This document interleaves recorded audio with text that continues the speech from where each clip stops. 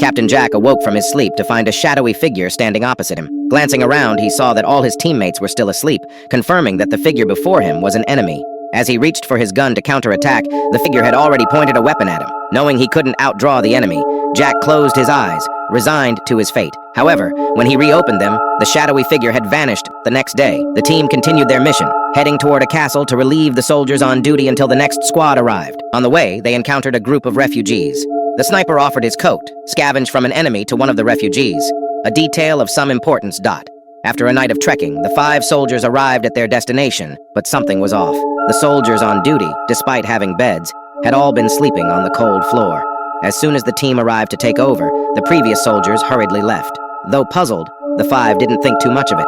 As they began to familiarize themselves with the castle, they noticed strange things: scratches on the floor, burn marks, doors opening by themselves, and disappearing figures behind the curtains. Everything hinted at something eerie and unknown. That night, the group gathered by the fireplace, sharing stories of their wartime experiences. Suddenly, there were noises upstairs, regular and rhythmic, resembling Morse code. One of the teammates, Kyle, deciphered the message: "I have no legs." Later that night, Kyle went down to the basement and found a diary that chronicled the history of the castle. He also discovered a family photo of the castle's original owners. Just then, his candle went out, and when he relit it, the 4 people in the photo had vanished. As expected, during the sniper's watch, a ghostly figure appeared behind him.